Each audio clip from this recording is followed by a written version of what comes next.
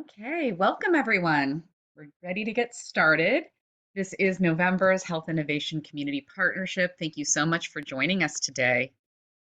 So as we go ahead and get started, here's a few tech tips and reminders for our meeting today. This meeting is being recorded and will be posted to the HICPLA.org website in about a week's time. We please ask all attendees to mute yourself unless you are speaking.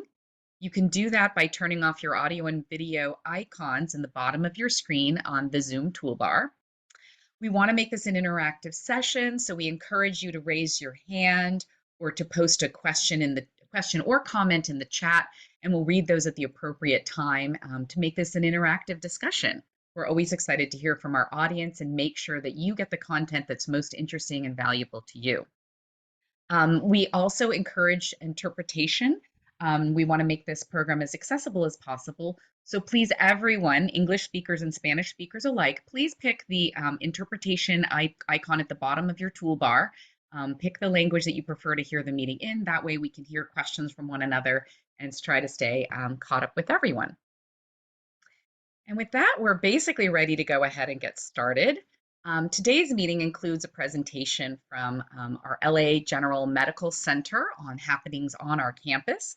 We'll also have a rich conversation about campus projects and get some updates on what's happening, the developments and initiatives on the LA General Medical Center campus.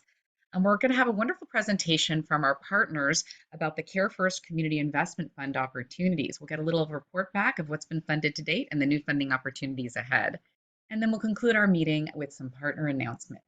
So looking forward to sharing this time together with you. And with that, I will read aloud our HICP guiding principles to kind of kick off our meeting and get us centered in this shared space together. All participants agree to basic principles prioritizing equity, community resilience, and health in all programs and projects. All participants agree to approach issues with an open mind, be willing to engage in dialogue, and commit to thinking boldly about solutions. Participants will state views and ask genuine questions. Participants will seek to avoid monologues and arguments, move to conversations where participants are curious and seek to understand various points of view. Participants will explain reasoning and intent, share how we reach our conclusions so that others can understand our divergent reasoning. Participants will attack the problem and not the person, organization, or institution. Participants will define key terms so that we can attain a shared understanding. Participants will share all relevant information. Participants will always arrive prepared for the meeting. During meetings, only one person speaks at a time. We will not engage in sidebar conversations. Participants will work to develop a comprehensive, common set of information with which to solve problems and make decisions. Participants will jointly design next steps. And with that, as always, we are delighted to kick off our meeting with some announcements and shared news from our campus, from our own Jorge Orozco, the CEO of the Los Angeles General Medical Center. Welcome, Jorge. Hi, good morning, everyone. Thank you so much for having us here. This is always a great opportunity to dialogue about what is happening in our medical center. Next slide.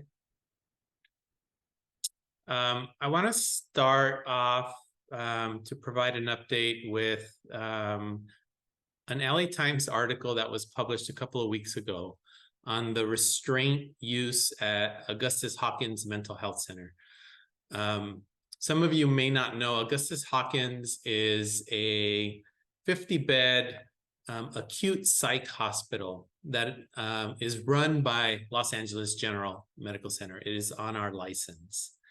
And the LA Times did a story about the high rate of restraint use at that hospital.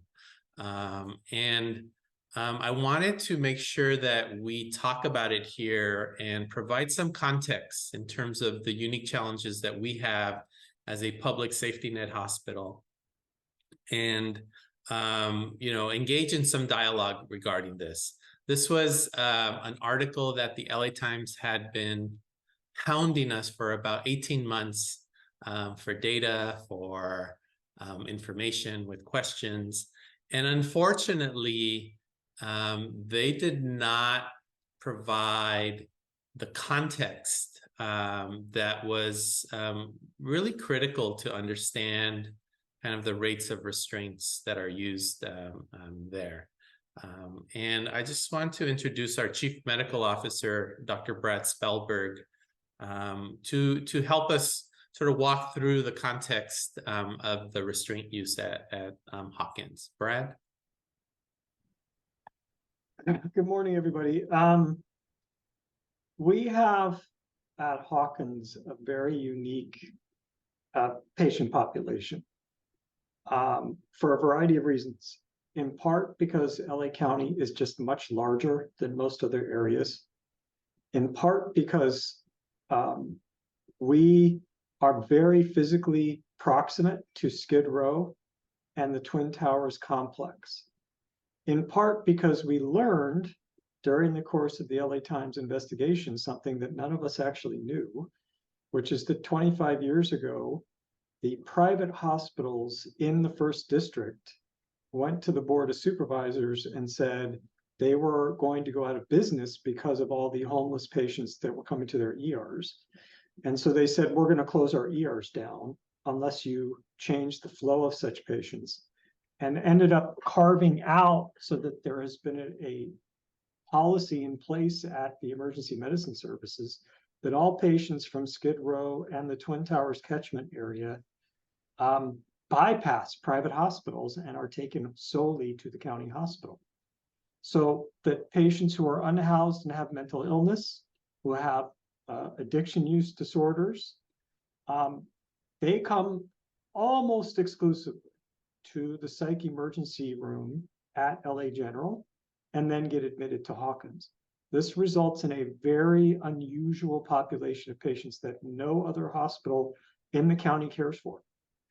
Even our sister county hospitals, Harbor and all of you, do they have homeless patients with mental illness? Absolutely. Do they have Skid Row patients? No. Do they get the jail releases from Twin Towers that were arrested for prior violence? No, they do not. They come almost exclusively to us.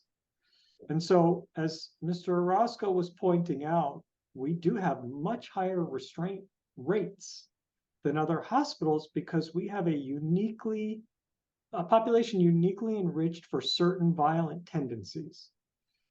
We told the LA Times that they had no interest in hearing any of the other side of the story. Of the patients who were in restraints during the year they reported this story, there were about 125 patients who experienced some period of restraint. 5 of those 125 patients, 4% of them, accounted for 67% of all restraint usage during that year. All 5 of these patients had been arrested multiple times for violent assaults and then released multiple times back to the street, ending up back in our EDs. They were repeatedly released from restraints at Hawkins and repeatedly violently assaulted people at Hawkins, staff members, or even other patients. So when you're dealing with, and the other key here is, it is true that the large majority of mentally ill patients are not, in fact, violent. The small percentage that are often violent not because they're hearing voices. They're violent because they have antisocial personality disorder. They're violent because of substance use disorder changes to their personalities. These tend to be very medication refractory. So all 5 of those patients committed those assaults while not psychiatrically acute. They should not have been in our hospital. They just had no other place to go because no one would take them. In fact, all 5 of those patients were in the hospital for more than a year because we couldn't find any place for them to go. So when you talk to our staff, they're very passionate. They do not jump to restraints. They have no desire to restrain people. They try everything they can to de-escalate people without using restraints. When they put people in restraints, it's more work for them. Patients in restraints can't go to the bathroom by themselves. They can't eat by themselves. The nurses have to help them with all of that. When they're in restraints, there are visual inspections every 15 minutes.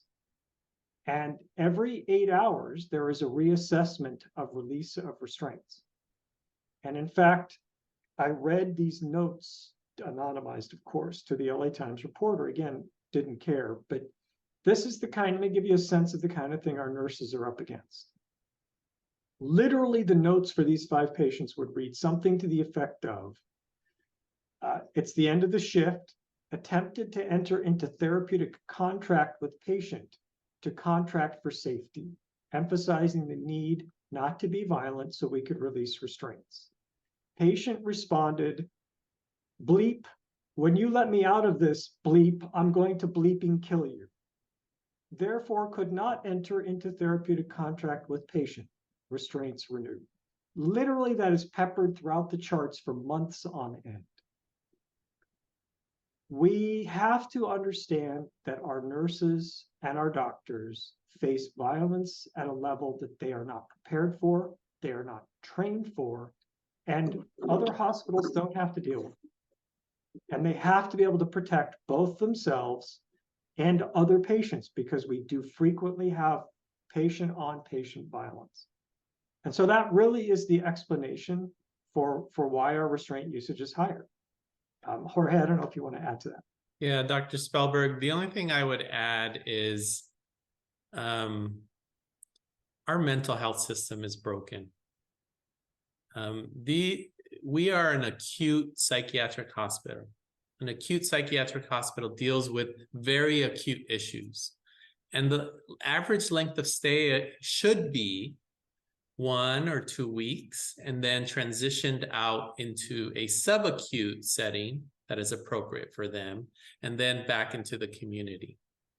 The fact that there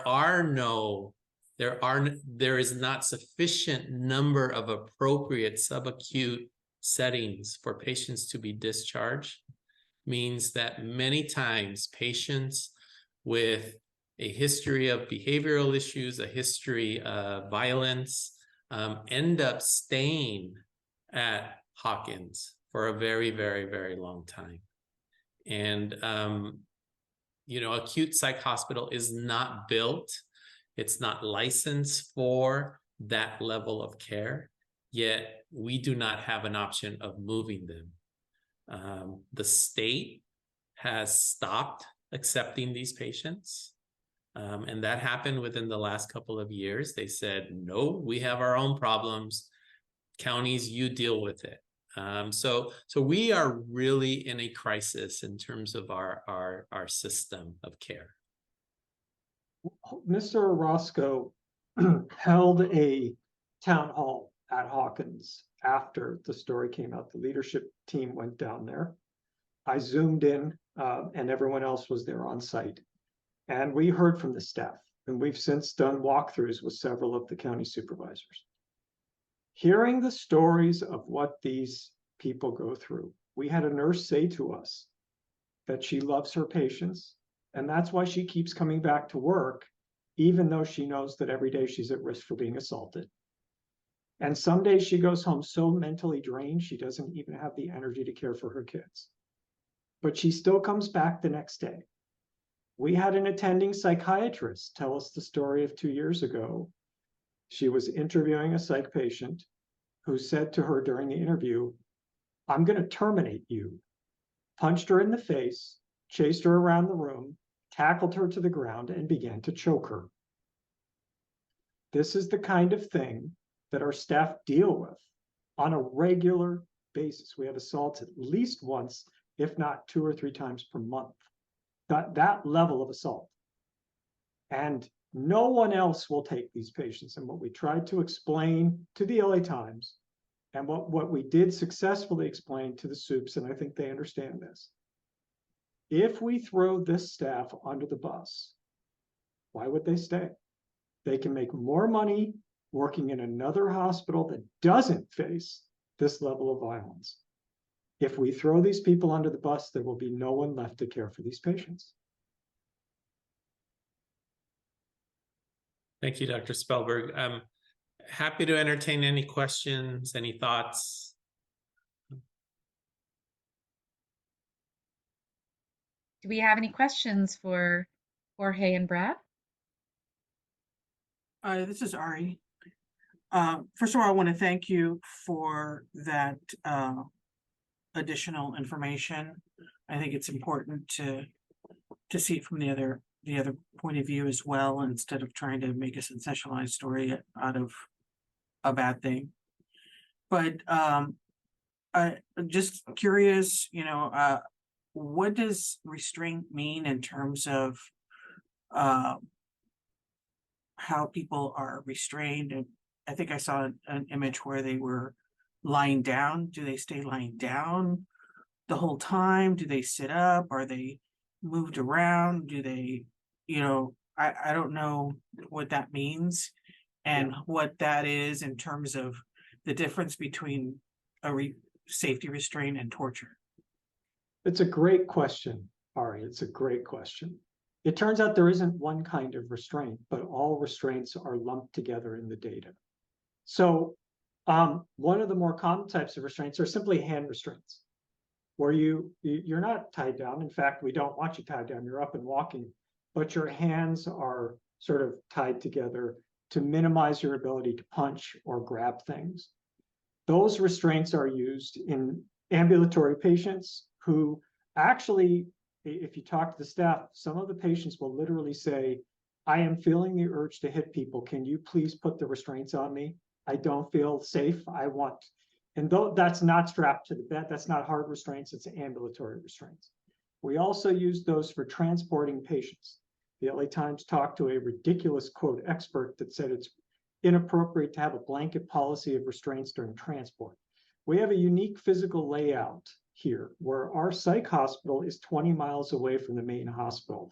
And literally these patients in the psych ED going to the hospital or who are in the hospital need to go to see a doctor for their kidneys or diabetes or whatever at the main hospital, they're put into a van and they are driven across LA County freeways and streets 20 miles, to get to the hospital. This isn't a sheriff's van. There's no bars. There's nothing that would stop them from popping the door of the van open and walking out.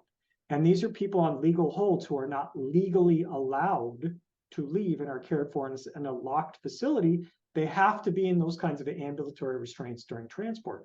That was a third of our restraint usage, which no other hospital has to deal with.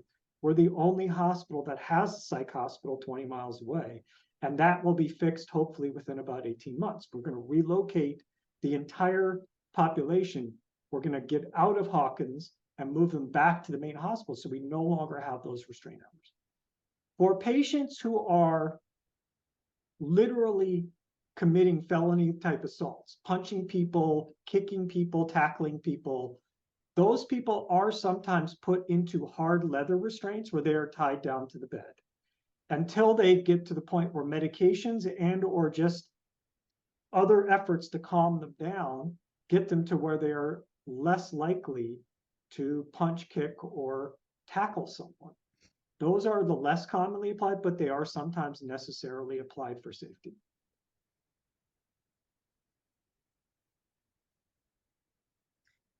Thank you, Brad. Thank you, Jorge. We have a comment in the chat from Carrie saying, this is very helpful, very disappointing that the reporters Emily Reyes and Ben Poston did not do a deeper dive into the reality of the situation, especially when it has been well documented that we have a shortage of psychiatric treatment options across the full continuum in LA County. And I think we can all say that we just admire the team that you have, and Augustus Hawkins as well, for treating these individuals that have such serious conditions and really can't self-regulate, and it does put the staff at risk. And so I think we're very sympathetic to that. Do we have any additional comments or questions for Brad? Hi, it's Monica. Can Monica? I go ahead and Yes, go for it. Go for it, Monica. So I mean, it's really sad. Like I think that I understand, because I had clients open the door to a car while you're driving, which is very dangerous, right? I've had clients tell me, the voices, like I know Brad said that they don't make them violent. Yeah, for the most part, they're not. But sometimes the voices get really bad. And I've had a client actually yesterday tell me that the voices would tell her to hit people and she would really try not to. And, and then she felt like I had to hit somebody so that they could stop whoever they're telling me to do, right? Um, Thankfully she's on medication, she's doing a lot better, but I don't live with voices in my head. So that has to be extremely hard. But yeah, I mean, we know that, sometimes reporters they want to tell a certain story and they do everything that they can to tell that story, um, regardless of or taking everything into consideration. But just thank you guys for everything. And I know that the population itself isn't violent, but there are people that do, have some tendencies. And, just thank you. Thank you, Monica. Thank you, Monica. I think, Heather, I think we have a couple more slides, just a few announcements, and then Yep. we can move on. Let's keep I just going. wanted to challenge one more item on that. So you told us what the situation is. Is there a plan to make it better? I'm not Yeah. sure I understand. I think this has been, although unfair, an opportunity for us to reflect. And there's always opportunities to do better. I think one aspect that we haven't shared is the team at Hawkins is not just doctors and nurses. The team at Hawkins has recreational therapists, occupational therapists. They use music therapy. They use, we have an outdoor space. We have a rec room, a gym. We use weighted garments to try to calm people down. So every sort of expert is involved in trying not to use restraints. I think, this is the type of question that the supervisors have asked, what can we do to improve the situation? Two things. One is, do not concentrate all of these patients here at LA General and Hawkins. The private sector has to contribute to the solution here. Number two, we need to fix the mental health system, and so that patients who don't need to be in an acute hospital don't end up staying there for years. And so the build out of those subacute beds is absolutely critical. And three, the team is looking at ways to continually decrease the use of restraints. They have, anytime a restraint is put on, they debrief, they look at the reasons that those restraints were put on. They challenge themselves and say, hey, can we let these patients out? Just know that these are very, very few outliers of extremely violent patients. Five that contribute to the majority of the restraint use. So yeah, I think that's an important question, and it's certainly something that I always push all our teams to do, is to continually find ways to improve. I would only add to that, as we had already mentioned, a third of our restraint hours are for transport. So once we've relocated the staff and patients to the main hospital, a third of those hours go away just from that. We've been working for several years to get that accomplished. There was a hang-up at the state for funding reasons. That is now resolved. So for construction reasons, it's probably about 18 months. That will make it better.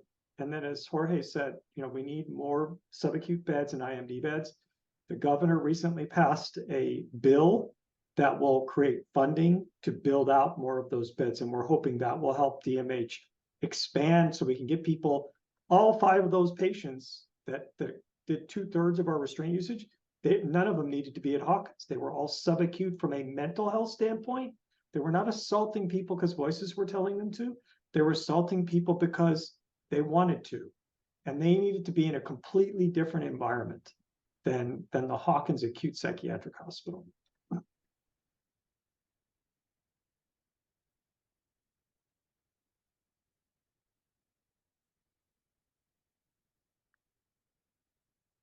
Any final questions or comments? I have one more. Oh, It's thank you, Monica. Monica. Okay. I think I would just suggest that obviously you're going to keep track of the data and then just like report, going forward how these changes that you're making, especially, you're going to have a new building being built, but like how hopefully these restraints are diminished, right? Like the things that you're putting in place. And I know providing activities for people is very, very helpful. But just, just going forward, maybe reporting on that. Like I don't know how you would do that, but I think that would be a great way to like put it out there so that people can see, yes, this would happen. And then just going forward, these are the things that we're putting in and this is what's happened. I think great point, Monica. We track restraint usage on an ongoing basis. The other thing we also track is staff assaults. And, both of those issues are things that we've been trying to drive down constantly. We've implemented, additional security guards there. We have a duress system that is GPS enabled. All staff have to do is pull their lanyard, and all the other staff know exactly where they are in the unit and can come to their assistance for help. So these are things that are absolutely important for us, for patient safety, for staff safety, that we will continue to drive down.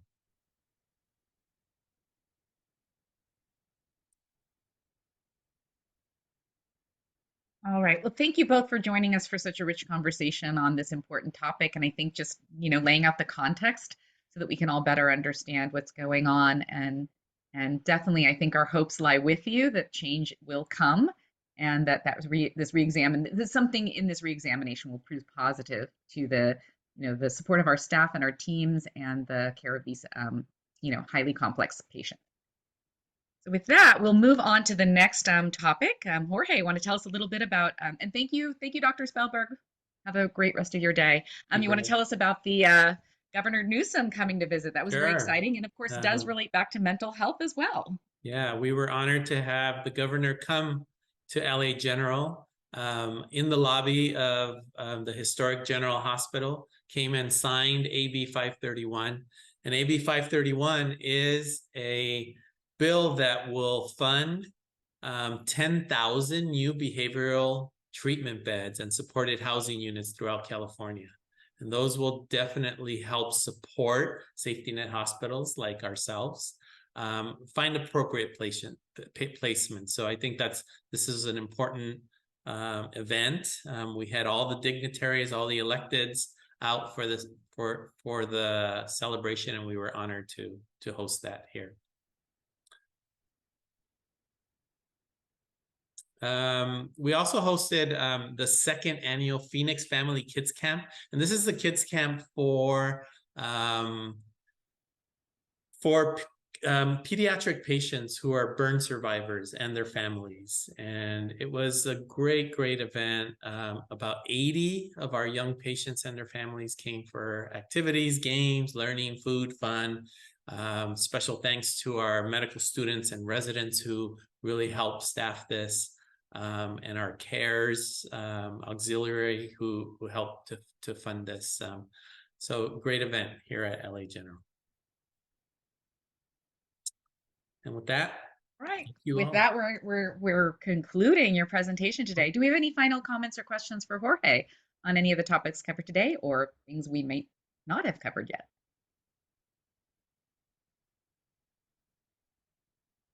All right. Well, thank you for your time this morning, Jorge. I guess we'll let you go and get back to the very important business of running our medical center. Okay, well, next up, we have a wonderful series of presentations for you on the various campus projects that are slated for development on our medical center campus. First up, I'm delighted to welcome Kelly LoBianco, the director of the Los Angeles County Department of Economic Opportunity, to give us an update on the Centennial Project. So Kelly, welcome. Thank you, Heather, and thank you for pulling up my slides as well. Good morning, everyone. Happy Friday. For those of you that I haven't met, my name is Kelly LoBianco, and I'm the director of the LA County Department of Economic Opportunity. For those that don't know us, we are a relatively new department, one of the newest in LA County. We're our Economic and Workforce Development Department, meaning we are here to serve all of LA County's workers, all of LA County's small businesses and major industries that offer high growth opportunities for our local residents and our communities. So that's our charge. We are very excited to be part of the General Hospital and West Campus Centennial Development Project. I've got my colleague Doug Cohen here with me, and also we'll be tagging in Rosa and Heather as partners in crime here. So I'll go ahead and get started and share a quick agenda. I want to make my presentation relatively quick so I can have the group ask any questions. All right, so we'll do a quick background on the project. We want to emphasize the participation of the HICP and your leadership as we center community in the development of the General Hospital and surrounding campus. We would give you a quick update on milestones. We are at an exciting point in the project and we want to celebrate together because it's thanks to your good work. And it's been a long time coming. And also give you a little bit of a heads up on what's next from the project and how you can stay involved in shaping the image and vision of this campus. All right, thank you, Heather. Okay, I know folks here know, so I won't put too much time into this, but really what our department is charged to do as a department that's looking at county assets and thinking about how to optimize them for community. We've been working to look at the General Hospital and the surrounding West Campus, knowing that it is home to our wellness center and many county departments, but largely underutilized at the current time, and is in a state of disrepair and needs significant interior and exterior improvements to be fully utilized. And we are working sort of in concert with everything around us as well. So, we're working on a very particular part, the General Hospital and the surrounding campus, but also working in close partnership with our colleagues at the Medical Center, the Restorative Care Village, and beyond to make sure that this is a really cohesive plan. Next slide, please. All right. So I wanted to lift up before we got into the specifics on the Centennial Project, just some of the goals for those that don't know the Department of Economic Opportunity that well, but these are certainly goals that are driven by Supervisor Solis and her team and our general county family. But we're really here to look at how we revitalize underutilized county assets like land and property and buildings for optimal and equitable community benefit. So as I just mentioned, in the sort of space that we're talking about here, that also includes aligning with the surrounding health and public sector assets that are already in the space. We certainly want to honor the history of the building and the campus to the local community, but also the broader county. We are committed, and it's a goal of ours in this project and in every way to work directly with community to establish the vision and the impact of a space, especially a county space. And so in this case, including expanding affordable housing, spearheading innovation and economic opportunity that drives job creation and jobs for workers and small businesses, and creating accessible green public spaces and resources for local residents. And lastly, we know that this is a very big project. So it's a goal of ours to inspire broad and smart investment in this vision with public and private partnerships. Thank you, Heather. All right, and so how does that work with you all? Many of you have been on this project and working with the HICP much longer than our department has even existed. So I do want to sort of call that out and celebrate that community has been involved at every part of the process, from the ideation and the original 2018 board motion led by Supervisor Solis, calling for a feasibility study to analyze how we could better utilize the General Hospital and surrounding campus, through the procurement and RFP, the stage where we're at now, and will continue into the future on our exclusive negotiating agreement and eventual development. So just to sort of call back, the county has been working with the HICP as well as a variety of other groups, including the Community Engagement Steering Committee, And as you can see here, it's not just sort of the Department of Economic Opportunity and First District, but the CEO, Health Services, the foundation, many other partners have all come together to commit to bringing community into the fold and leaning on community for the vision and impact. But really helping us identify through a whole bunch of modalities, whether it was community meetings and surveys over the course of the years, to identify community priorities that were finalized and codified in our feasibility study. And one of the big calls was the call for a healthy village. There's obviously a lot of historic medical institutions in the near area, but making sure that this is a space for world-class health delivery, but also that we inspire health for the broader community as well as economic prosperity, and that ties to health. During the procurement and the RFP. So once we had the feasibility study in 2022, we had an idea of what we were looking at in terms of what development of this building and space could look like. DEO released a solicitation, a request for proposals for a developer team to take on a long-term ground lease for the space and help us reimagine. So design and construction and operations, financing of this general hospital in the surrounding community. We continue to work with the HICP and others on monthly meetings to make sure we were lifting your voice in what goes into the RFP. We included community elements throughout the request for proposal, as well as weighted community benefit heavily in the scoring criteria for any developer team who was submitting a proposal. So, the fingerprints of community were, like I said, here from the very concept of the project through the effort to select a developer team. Next slide, please.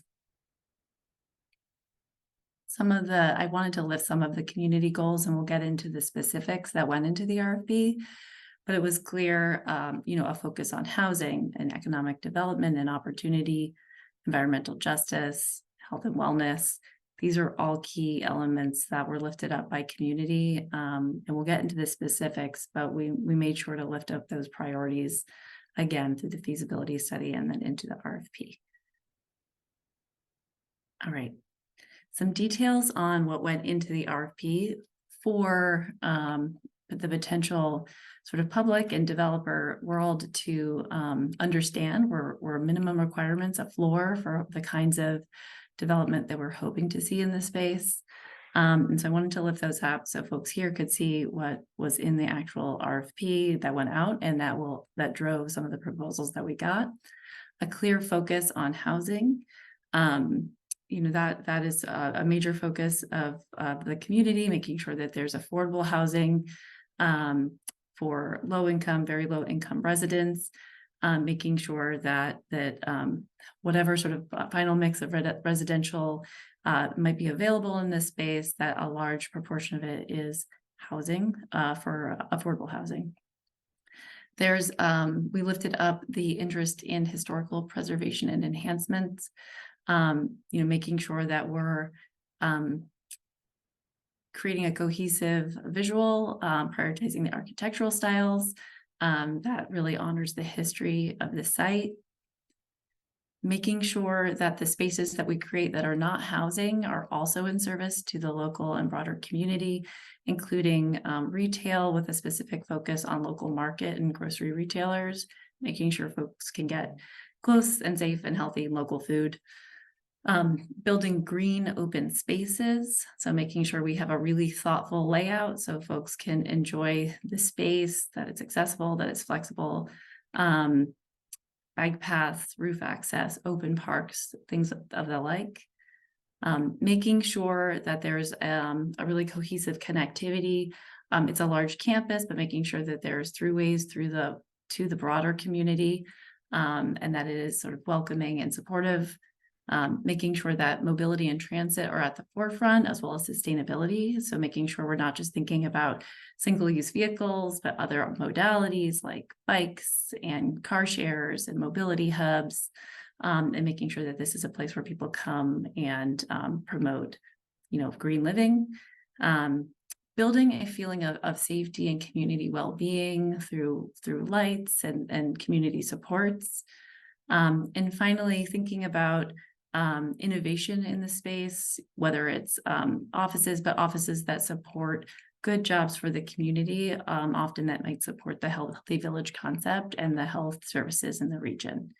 Other things that have come from conversations of this group and beyond that are considered and are well known to the proposer teams are interest in short-term housing and hotels for families utilizing the health campus, community tech and innovation and incubation hubs, and making sure that the jobs that are created for the capital development, the construction of the spaces, as well as the ongoing operation and maintenance and employment in the tenancy are all good quality jobs. So making sure that we're supporting project labor agreements, connecting to community workforce agreements, and supporting other county priorities like local and targeted worker hiring. We want to make sure that as we reinvest in this space and dream for the future, that we're lifting up local community and creating good jobs and making sure there's access points for training and hiring for the local community too within these spaces. Next slide, please. All right, so where are we? So we put the RFP out January of 2023. Proposals came back in June of 2023. And we had 2 responsive proposals. And we went through a rigorous evaluation process. We had an evaluation panel, but one very interesting thing that we did that we think is a template and a best practice for future projects like this is embedding subject matter experts in the review of our proposals to make sure that we are really lifting up the spirit of the project. So we had 3, what we're calling essentially like subject matter panels that reviewed the proposals, made recommendations, gave feedback, and these feedback were delivered straight to the evaluation panel who scored the final proposals. So we had 3. 2 were around financing, which we know this is a very large project and we have to be creative, and project approach. The final being our community benefit group. And so our community benefit group, many of folks who are sitting here with us today, we're very grateful for all the extra work that you put in to make this possible. But you looked at the proposal to make sure that the community goals and priorities lifted up in the feasibility study, as well in the RFP and in the conversations over many years, how well they were reflected in the final proposals from this from the developer teams, including their plan for continued community engagement, job creation and workforce development, sustainability, affordable housing, and other community benefits. And so we're really grateful for folks' participation. It was imperative that we get this feedback to select the right proposer and continue to drive the goals of the project. And we really are excited about it as a best practice for our work. Next slide, please. And sort of a celebratory moment. So this fall, we did have a high scoring proposal, and that was Centennial Partners. It's a joint venture between 2 organizations, Prime Store and Bay Spring Real Estate Partners. They exceeded all of the requirements and showed alignment with county and community visions and goals. And so a little bit about them. They are They're 2 main proposers and sort of like a joint proposal, but they are bringing forth dozens of other partners that would be part of the project team. Collectively, they worked on over 350 projects in the region, $11 billion in projects with over 450 million gross square footage built. So a lot of footprint in LA County, but of specific interest to this group, there is a lot of experience in this developer team on historic projects and adaptive reuse, which is core to this project, including 130 projects. So many of that you've seen and heard of: Grand Park, MacArthur Hotel, Jordan Downs Freedom Plaza. And so lots of experience. And the next step really from this is, this is the top scorer, but the Department of Economic Opportunity in the county does need to go to the Board of Supervisors, and our plan is to go on November 21st to enter into an exclusive negotiating agreement with the developer. And really that's a plan, a period of time where we reflect on their proposal, continue to engage with community, and solidify the details of the project. So there's still, what we like to say is this is sort of a jumping off point from their best proposal and what we hope to achieve in the final agreement. And so that is forthcoming on November 21st. Next slide, please. And I will say this is for us a very, very exciting process, getting an RFP off the ground from concept to feasibility study to solicitation to actually having a team that is able to come along and help finance the vision of the community is a really big deal. And so we're really grateful for everyone's contributions to this point. But the reality is it's not over yet. We have a partner that we hope pending board approval will go on this journey with us through the ENA process. And what we are calling sort of the art of the possible is still on the table as we work together as county and community and our developer team. So we'll be working through the sort of core components of the project and financial strategy together over many months to come after November. And throughout that will be embedded regular continued community engagement, input and feedback on proposals. Next slide, please. All right. So a couple of the things that this group can look forward to, and we are excited about your feedback on and how to do this well, is making sure with, once the ENA is approved, the exclusive negotiating agreement is approved, connecting this group and some of our subgroups to the developer team for introductions, for more details on, their reflections on the solicitation and community priorities and what they're starting to envision as part of the proposal. But regular meetings, continuing to build our stakeholder group, making sure that the good work of mapping stakeholders and mapping community assets continues to build upon over time. Setting a calendar of annual meetings and engagements, building a project website where we house information and progress in a transparent way so folks can come and interact with the project and gain information. Bringing community sort of onto the campus for tours as well as community events. So creating sort of both formal and informal opportunities to inspire dialogue, including more voices and diverse voices, and building that interaction between our developer team and this group and beyond. Next slide, please. And that's where we are. So it's a really exciting time. We're excited about the potential here. We're very grateful for this group's leadership and, hopeful to continue to come back after November 21st. We also will alert this group of any other cluster meetings that you might want to join for the county to hear about the project in the coming weeks. And I'll go ahead and pause there, Heather, for any questions. And Rosa and Doug, feel free to chime in as well. You all are really the experts on this project. Thank you. Thanks so much, Kelly. I just want to make sure that, we have this opportunity with our Health Innovation Community Partnership to reflect on the incredible effort that has been undertaken to ensure community voice in county processes. And Kelly, thank you for highlighting the unique opportunity and innovation that this has provided, in that it allows for a community engagement process throughout.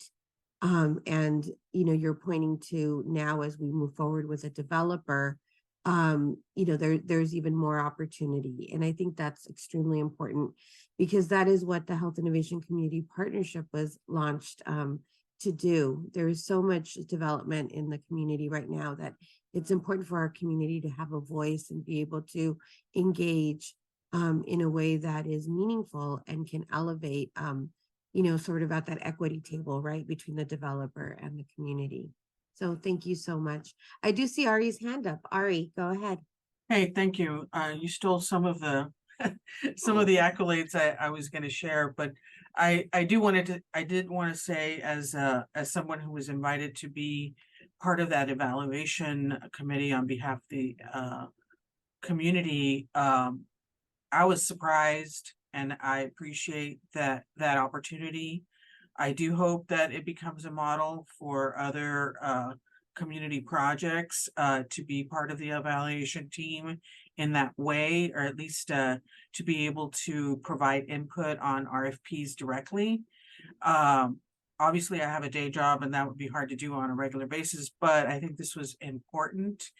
An important opportunity to see whether or not those proposals reflected the work that we had done for months prior in terms of community engagement and what we learned through the facilities, what is it called? Feasibility study as well. But more importantly to me was the community engagement, because time after time we went, in different venues, different communities that we went to, and Zoom meetings even, where people wanted to see their suggestions manifested in the plans.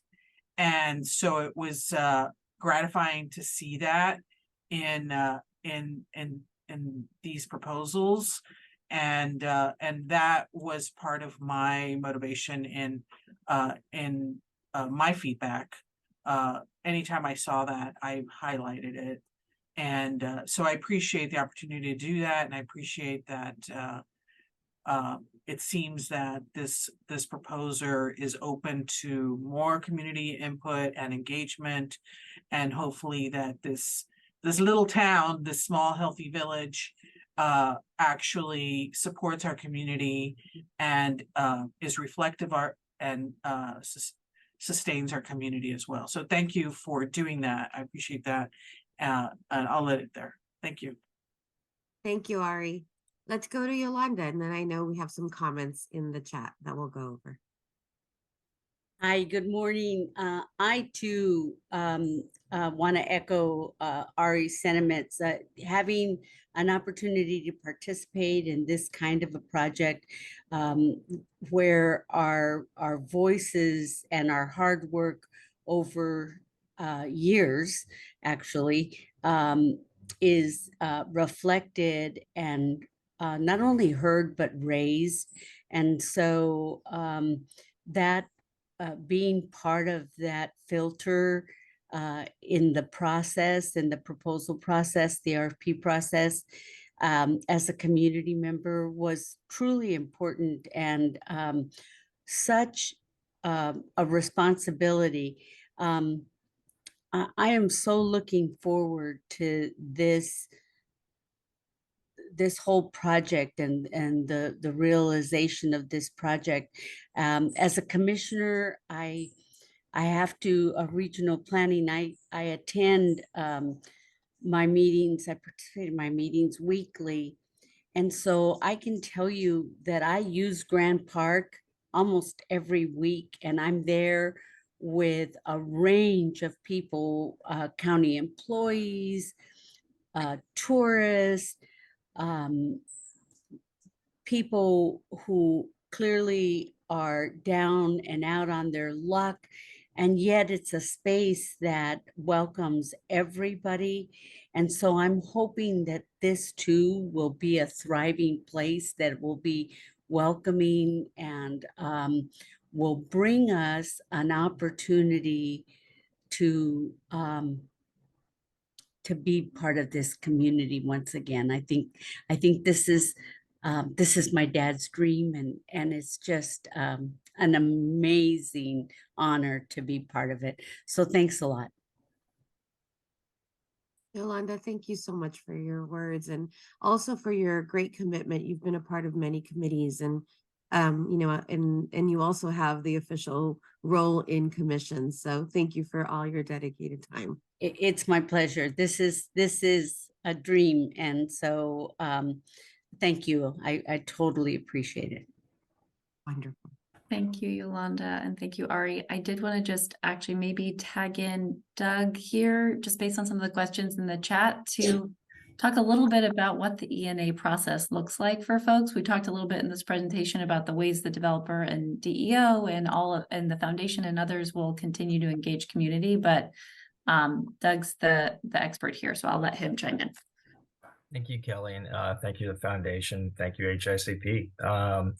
It's been a long road.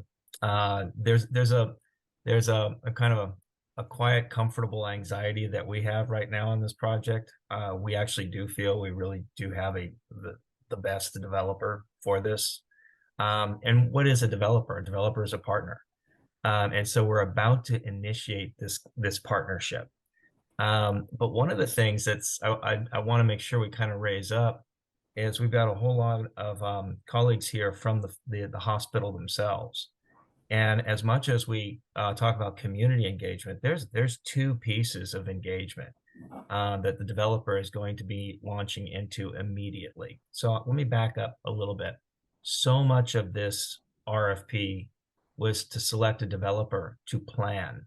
If you look at slide 12, if you could bring up the prior slide, Heather, that's 25.5 acres of land that has to be planned out.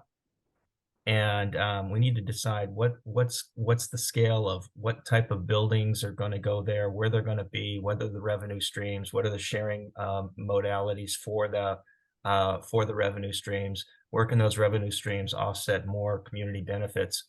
And key to all of this, aside from just the entitlement process itself, is the planning with two major stakeholder groups. One is the community, which HICP is so involved in, and then the other is the hospital themselves. We have a whole area of continuity of operations, essential functions that can't be disrupted.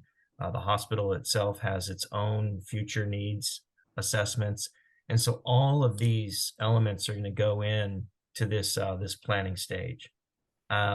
The goal, and then we've talked to the developer about this, and what's nice about this is we're not having to lead the discussion. We're not having to lead the developer like we're putting them on a leash. Please, come and understand what our priorities are. This is what they've done in the past.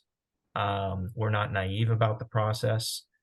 Yet we do believe that we've got a developer for a future partner that is going to understand, because they have in the past, how to prioritize these stakeholder groups. And the two major stakeholder groups are represented in this call right here, HICP and the hospital.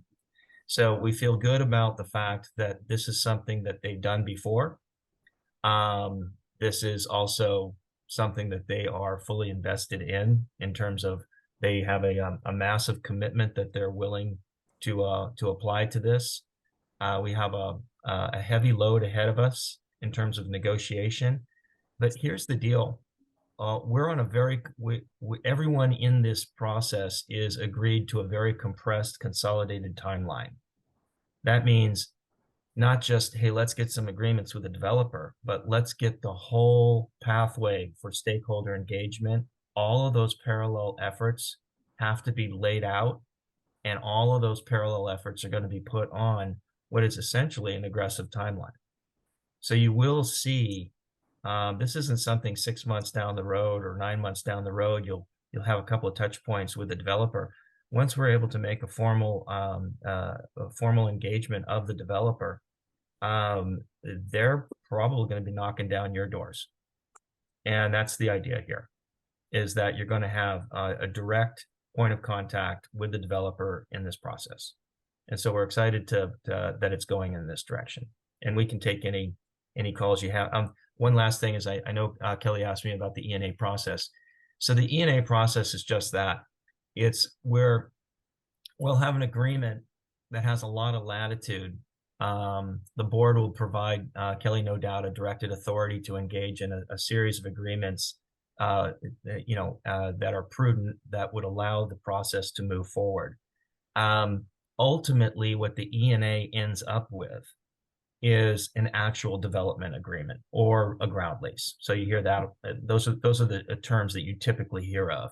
Well, that's at the tail end of all this entitlement and planning and all of that.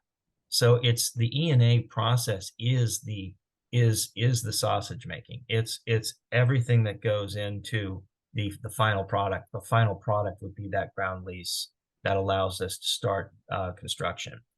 In this E&A process, we've already identified some areas of benefit.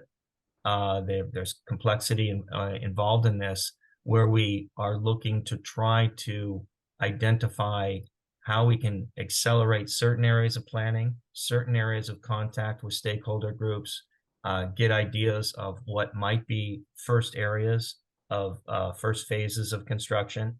And so a lot of activity is going to occur within the first 6 months of the E&A engagement.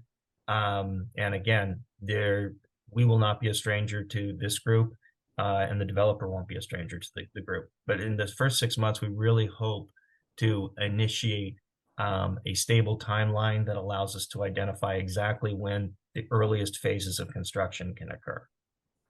And I'll take any questions. There's a question in the chat from Pam about what exactly will the letter to the Board of Supervisors on November 21st include? There's an agreement is not being attached to the Board of Supervisor action on the 21st. It's a recommendation to the board to provide a directed authority to Kelly LoBianco, the director of the Department of Economic Opportunity, to engage in the agreements as needed.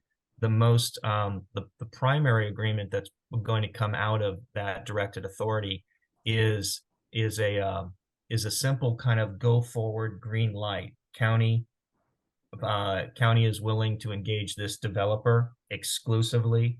This developer is willing to start to spend their time and their resources on a process of planning, okay, that will allow for entitlement and environmental. We don't imagine that agreement is going to be in place probably, I would say it's going to be 6 to 8 weeks after the board authority on E&A on the 21st. So sometime around January, we should have that agreement in place. Thank you. And a secondary question by Pam, will the 3 subgroups that were created for the RFP or through the RFP process continue to meet in the next phases? Absolutely. Short and sweet answer on that one. Yes. Right. And Kelly, we see your additional explanation. Thank you for that. And then let me see if there's anything else. Well, I mean, I just want to, Manuel Lira says, why was the BOS approval delayed from the 7th, which was the original date, I think probably introduced at the economic cluster meeting? Why is it delayed to the 21st? For meetings like this, it allowed just a greater amount of detail and contact. You know, so much of this RFP process has been about transparency. The EAG element, bringing in subject matter expertise that it included county folks on technical, county folks on financing, and then the HICP itself on community benefits. That is all about transparency. And transparency is one of those words that we hear it a lot, but this is what it actually looks like. Thank you, Doug. Thank you, Kelly. Thank you, Doug. Thank you, County. Thank you, all county departments that are participating. Waqaz, we see your note about, the supervisor and your team. We want to thank the supervisor and your team as well, because without the support and elevation of this as priority in the process, the community engagement work, I don't think we would be as far along as we are in lockstep with community the way we are. So just, want to make sure that you can share back with supervisor and your team how appreciative we are of the partnership and your leadership. I echo that to the supervisor and team. Thank you all for giving us an opportunity to present. Thank you. Thank you so very much. Thank you, Waqaz. All right. I think we are at the end. I'm looking for comments. I think we've scrolled all the comments. But please continue to have your questions come to us. There are Doug's and my email here, and of course, you can always reach out to Heather as well.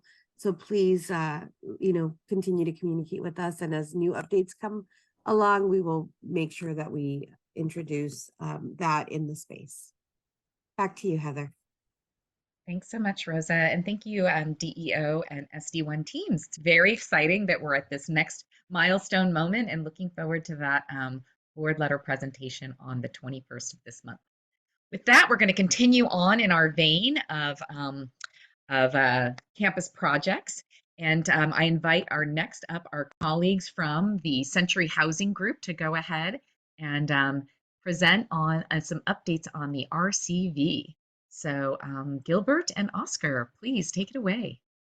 Yes, great. Thank you, Heather. You're able to hear me? Yep, we hear you fine. Okay, great.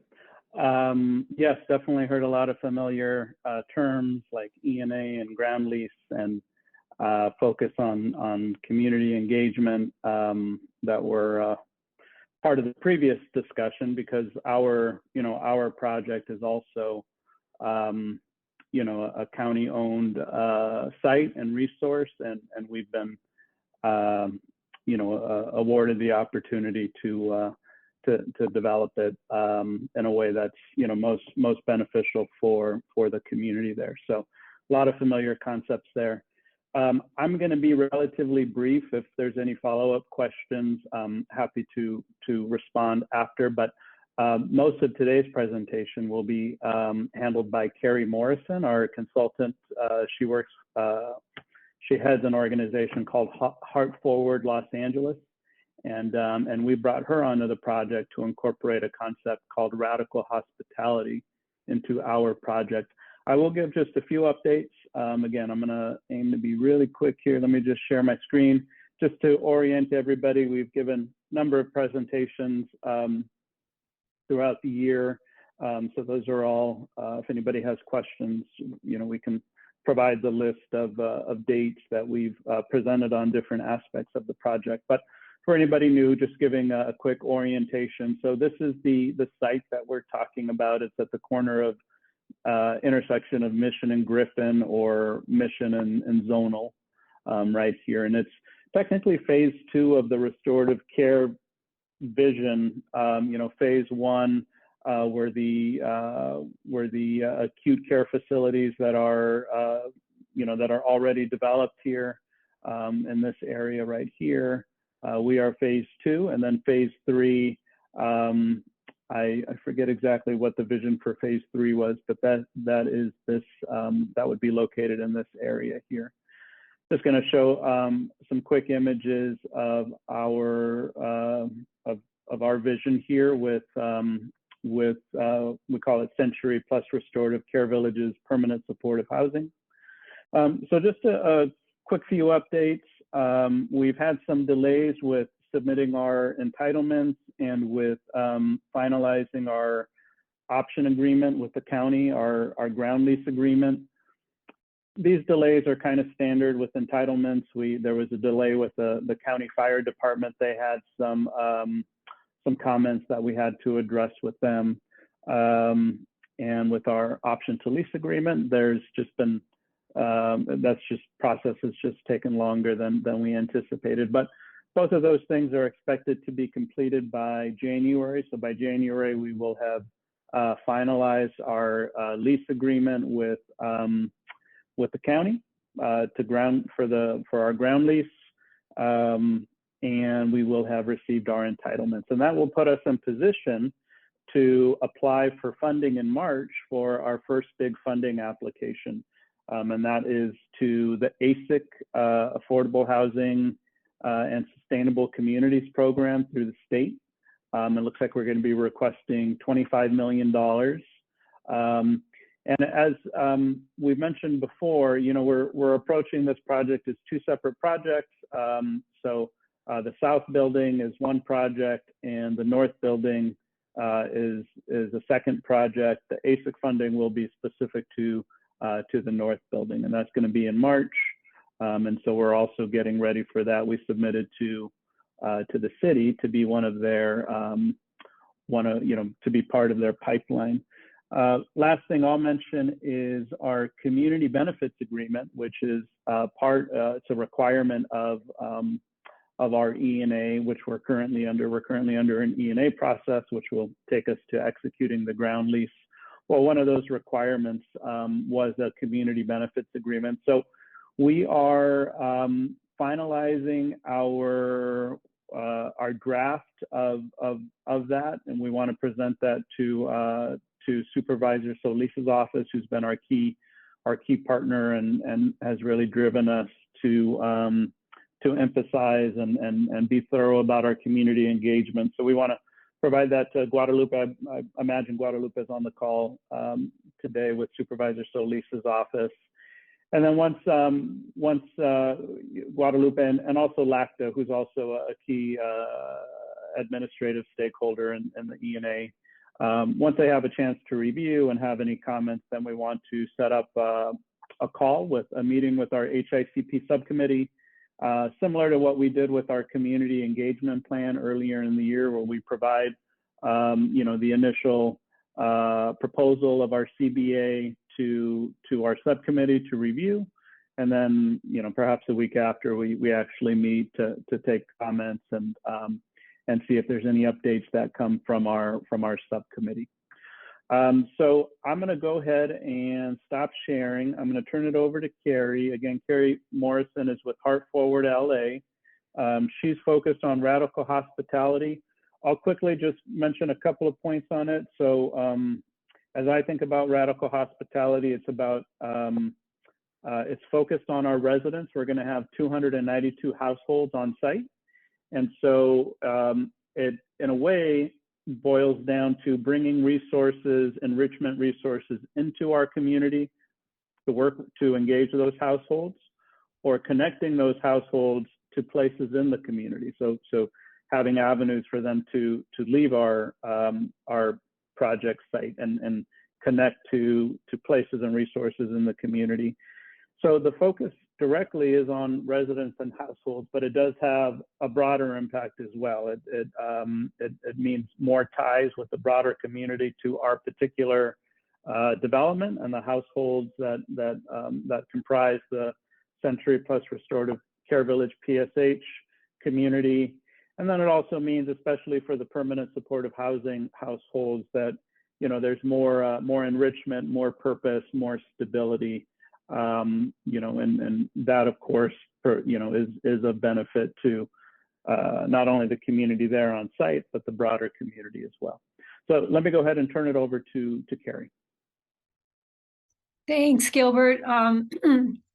Heather, I want to be cognizant of time, because I also do want to have a little bit of interaction. What would you give me as a parameter here? Please go ahead and share your screen, and then we can go ahead and we'll take questions and share them out with you, or comments. So we just love to have an interactive conversation, but if you'd prefer to go through your presentation, we're happy to save comments to the end. What is your preference, Carrie? That is fine. I was saying, should I do this in like 5 minutes, 7 minutes? Oh, got it. My apologies. My apologies. Yes, I think we're kind of, like you say, we are a little tight on time, but please take a good, how about up to 10 minutes? Is that okay? That sounds good. All right. Wonderful. Thank you. Can you all see the screen? Yep, we see you just fine. Very good. Okay, I'm going to just reuse a few slides from a presentation from maybe 5-6 months ago, but I do want to then segue into what we've been learning about the broader community around the project and around the hospital campus site.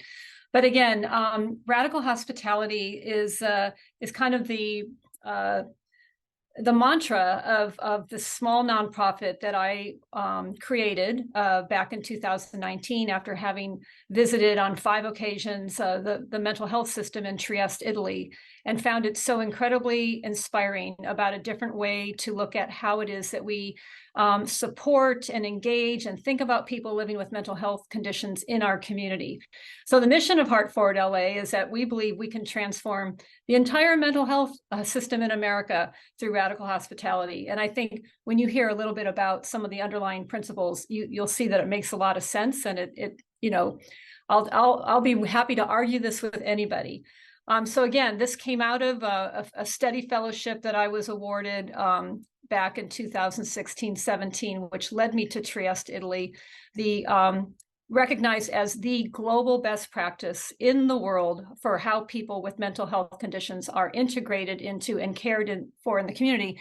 And not to like belabor our conversation at the beginning of the meeting, but one of the signs of how they have been so tenacious about the way they approach mental health care is that they use no restraints in their public hospital system.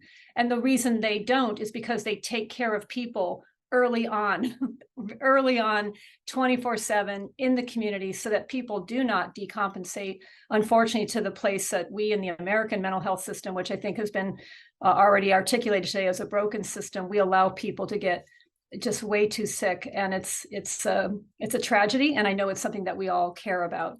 So what is radical hospitality? It's not any kind of secret sauce or secret handshake.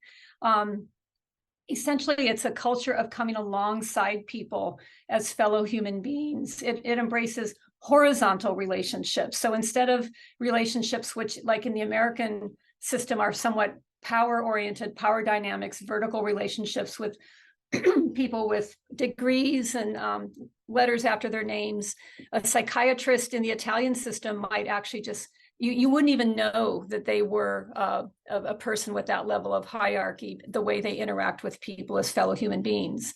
Radical hospitality breaks down the boundaries that separate us, whether they be physical boundaries, historical boundaries, or institutional boundaries, which is a little bit what's motivating this particular work we're doing with Century Housing right now.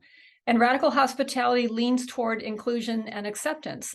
And so I have tried to hone it down into like a little checklist of 4 things. If you can actually say that you're doing this in your interactions with people, you're practicing radical hospitality, which is we see you, like we truly see you, we hear you, you are safe here, and your voice matters. And I would argue that sometimes my dentist doesn't even provide that kind of sense of radical hospitality if you're late for an appointment or what have you. So it's a simple little checklist. So Heart Forward, since 2020, has had the opportunity to go into just a couple of residential communities. And we do this supported by philanthropy. There are no government contracts that pay for this. We've gone into Path Metro Villas, which is a rather large Triple H funded project in Hollywood, 170 units. And you can see this big empty courtyard. It's a beautiful courtyard. There's never any people in it. Everyone seems to be stuck in their apartment. So we have been bringing in community volunteers and engaging with the residents with cooking classes, which have been very popular once a month, donated piano lessons, yoga, art lessons, and we've been learning some things work and some things don't work. And this is what is going to help to inform us with the Century Project. In another community where I think we've had a little bit better experience, Villas at Gower, which is another Path community in Hollywood, we've created a community garden, which has brought people out of their apartments, piano lessons. We have, community decision making, and this one particular thing you see in the courtyard with the LAPD standing there. This was the biggest thing we organized. There was a neighboring nightclub that was bouncing and rocking and rolling till 1 a.m, and the community wanted to take action to articulate their civic voice. And as a result, one of the community members ended up being named to the neighborhood council. So, this kind of engagement can take many different forms. In another community where we go into, it's a board and care home, different than supportive housing. People with formerly homeless with mental illness live there. It's a licensed adult facility. but we've had great success in just building community there, again, through a community garden, again, through art classes. And the thing that's been really fun is we have built a relationship with USC School of Occupational Therapy, and we have just finished our 4th cohort of USC OT students coming in and engaging with the residents. And the residents are always like, when are the USC students coming back? They just love that partnership.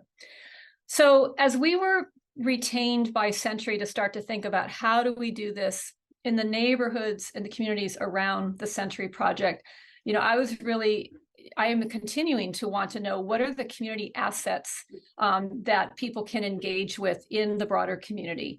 So as you know, a few months ago, I think back in May, we started the process at the community outreach sessions where we had the big boards and the yellow stickies. And the questions we were asking, you know, where are places that people can go to visit?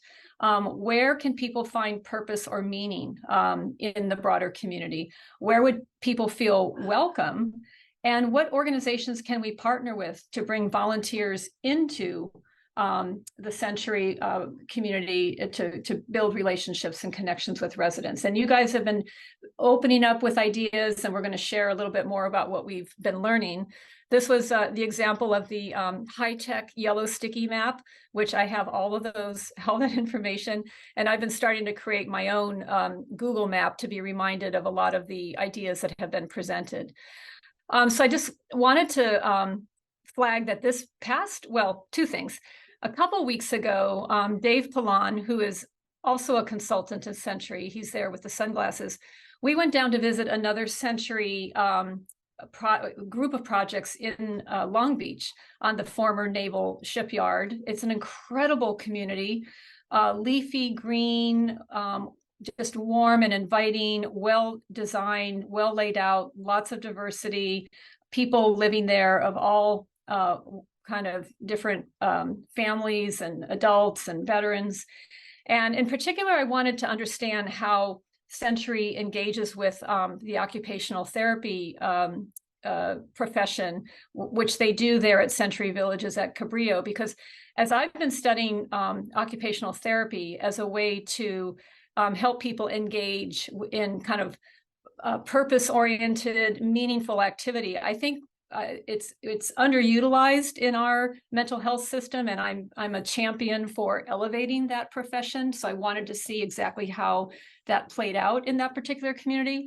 And then this past week, we were really blessed to be able to go out with 2 of your members, Hugo Pelayo and Agnes Harai, and Dave Pilon and Gilbert, to do a kind of a whirlwind. I think we were together for about 6 hours, meeting first at a very cool coffee place, Tierra Mia, kind of getting a sense of the deep history of Boyle Heights and Lincoln Heights and the hospital where Agnes has worked for 25 years. And understanding just the culture of the neighborhoods and talking frankly about some of the challenges associated with where this project is located, bounded by, you know, freeways and railroad tracks, and, you know, it's not really a pedestrian friendly neighborhood. So how are we going to overcome these challenges? So on the horizon, and this, I'll turn off the slide in a minute just to engage in some conversation. I have a deep desire to do what I would call a public transportation scavenger hunt, where I would personally come into the neighborhood on public transportation. I live near Hollywood. I learned for the first time, and some of you may laugh, but I did not know that Sunset Boulevard turns into Cesar Chavez Boulevard. So technically you could take one bus all the way from the beach, you know, well into, you know, East Los Angeles. So that was a cool factoid to learn. But I want to go on a public transportation scavenger hunt to understand what it would be like to live there and how one would access public transportation, whether it be the Dash system, is it adequate, you know, regular Metro buses, the Gold Line, Metrolink. We learned about the Micro Mini or Metro Micro experiment, but public transportation is going to be critical to help this little community be able to overcome those hard infrastructure options. And then finally, I just give credit to Hugo for raising awareness to something that I had not really heard of. I couldn't believe I hadn't heard about it. And now I've been Googling it, and it's really a thing, this notion of the third space. And he brought it up when we went to visit the Mercado in Boyle Heights. And he talked about how for his family, this was a third space where people would go. And it's a place that's welcoming. It has a place to see and be seen. It kind of reminds me of maybe the suburban shopping mall in the past, or it could be an active church that has, community activities, or a park with a festival. So this notion of the third space is something I want to look into more, because finding those third spaces, and possibly, and I shared this idea with Gilbert, could we turn the ground floor of the Century supportive housing community there into some kind of a third space, whether it be through hosting a farmer's market or some kind of regular festival, or a way for people to actually come there and experience that kind of social connection to overcome what's been documented as an epidemic of loneliness in the United States. So I'll stop right there, because I want to come back. I'm so grateful for Hugo and Agnes to be so gracious with their time, but there's more I want to learn. And I want to even, just as I say, imagine what it would be like to live there, and how would one actually leave to go find a place to go grocery shopping, or to where would be a safe place to spend in a park, go to the library. So I welcome your ideas and reaching out to me in the next several months as we continue this journey. Thank you so much, Carrie. What a wonderful overview, and kind of, giving us the context for that conversation. Do we have any comments or questions for the Century team and Carrie about the Restorative Care Village project at this time?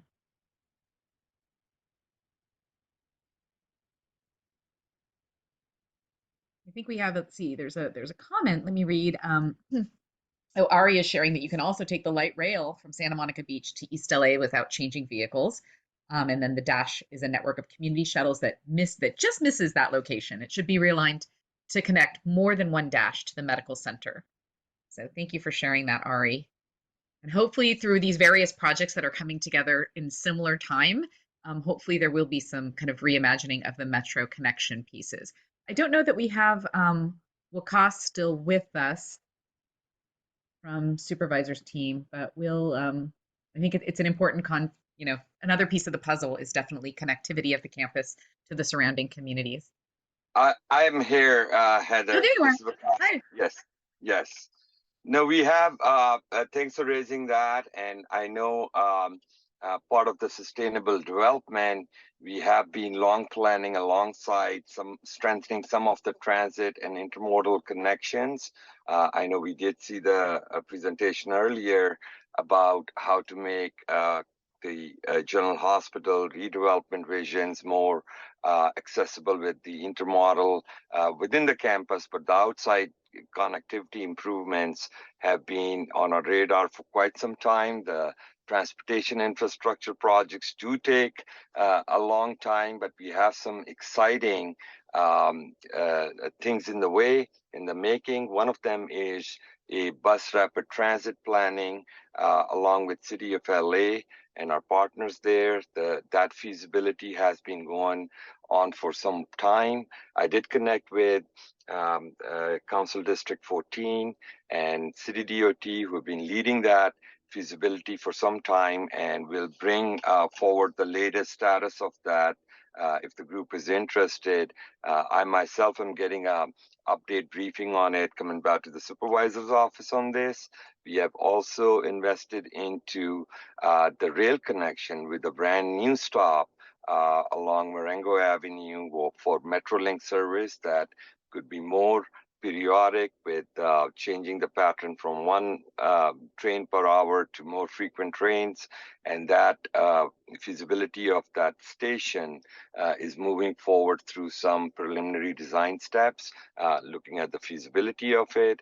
Then internally, like the county shuttle, the link shuttle with the throughout the campus, as well as some of the metro routes along Valley and surrounding streets being looked at. So with the Century Housing, with looking at their affordable housing sustainability communities, additional transit amenities, mobility hub, all of these options are being explored to making all of this area accessible with transit and multimodal options. So yes, that's all part of the mix. Perhaps you could have like a more focused discussion at the future meetings about what that would mean and what is the status of each of those initiatives. Thank you. It's a great suggestion, Wakas, and I really appreciate you stepping in to provide some of that overview. We know there's more to come, so I think we just want to stay connected to that conversation. Monica, I see a hand raised. Would you like to ask a question or make a comment? Well, more comment. I think that it's really good what Carrie is doing. I think that so there's two things that could possibly happen, right? Having a farmer's market at the building would be a great way for people to get groceries, right? Because we know that that's a big issue as far as, where do they go to the market, right? I live in Highland Park. I have basically 6 markets I could go to, right? In Boyle Heights, that's not, and it's particularly that area that it's very hard, right? I recently took a client to go to the market. I had to take them to Food for Less, but down like I think it's like 3 miles from LAC USC. I'm sorry, from General Hospital. But for him to get there on the bus would be very hard, right? Not hard, but lengthy. So I've seen in other places where they do take people to the market, and maybe they could be a specific shuttle that could do that until hopefully we get something on campus, because I'm really hoping that they build a grocery store, something that's more accessible to people, because we know that it is a food desert in that sense, right? So that might be an option as well. Or getting the dash to go there, right?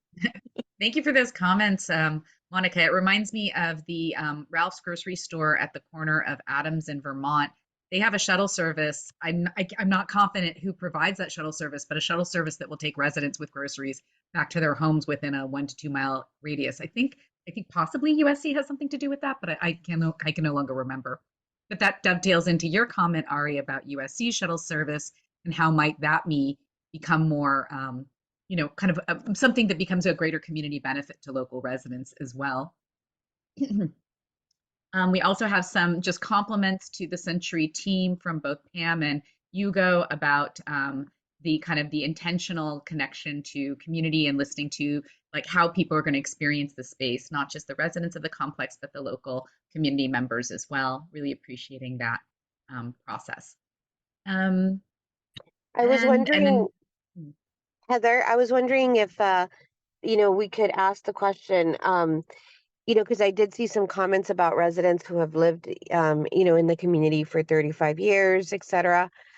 Is it possible, Carrie, for people to sit with you and share with you their experience of the community, like Hugo and Agnes had the opportunity to do? Oh, absolutely, Rosa. I would perhaps I could put my my email here in the chat, and because I want to come back out again, I want to come back out and do my public transportation. I'm going to type this in, scavenger hunt, and so I'd love to sit and talk with you. I just found it so much fun to learn about that part of LA. I live near Hollywood, and I can tell you everything about every corner in Hollywood, but there's just parts of LA. In fact, I was asking Hugo and Agnes, like, where would the food critics tell us to go? And it's like, to a taco truck. So I want to go visit that taco truck. So I'm very open to sitting down with you all. Thank you so much, Carrie. Appreciate that offer. So Carrie's going to be putting her email address in the chat. Please take that if you'd like to correspond directly with Carrie, or of course, you're always welcome to reach out to us at HICP and we can help facilitate that connection. But we'd love to stay in contact, Carrie, for the next time you're coming to our neighborhood so that we can welcome you at the Wellness Center and kind of help provide any kind of guided tours and context that we can offer. All right, with that, I think we are going to conclude this portion of the program. We have one more presentation in our campus projects, and then we will wrap up the afternoon with a wonderful presentation about the Care First Community Investment Fund. With that, I'm delighted to welcome Alicia Ramos to join us and talk about some of the other campus projects that are going on. Thank you, Heather. Appreciate that. And thank you so much for having the Public Works team back to the HICP meetings. Okay, so it's been a little while since we visited. Once again, my name is Alicia Ramos with Public Works, LA County Public Works, and we have a very consistent presence on the campus. Our team, which is led by our lead project manager, Parisa Dadmare, is consistently on the campus. But a lot of what's going on right now are renovation projects, repair projects that are happening within buildings. So you don't see a lot of presence from us like you have in the past, I'd say two to 3 years. But we do have stuff coming up, and we specifically want to speak about the Restorative Care Village development, the future phases. So you've heard from a few other presenters today about some of the other components to the larger vision of Restorative Care Village. And I want to put a little bit of heads up. The phasing designations from time to time do get kind of fluid. So I just want to ask for a little bit of patience and forgiveness on phasing terminology, because you will hear them referred to sometimes as interchangeable phase numbers. So we'll try and keep it consistent, though, from this point forward. So let me go ahead and revisit what we've done relative to the Restorative Care Village. What you see on screen here with the red circle is outlining our phase 1 Restorative Care Village, which occurs right off Zonal. And that consisted of our recuperative care center and our residential treatment programs. That was completed in the summer of 2022, and that's been up and operational. Next to it, what you see in the blue outline is what I'm going to spend some time talking about today. And we are referring to that, to the Restorative Care Village phases 4 and 5. So let me just fill in the gaps a little bit. You heard earlier about phase 2, which is our permanent supportive housing that will be coming. We also have a phase within the hospital itself, which is really a renovation of a few wards that will eventually be put in place, and that will take on some of the patients that we have at the Hawkins building. So that's a renovation within one of the hospital buildings.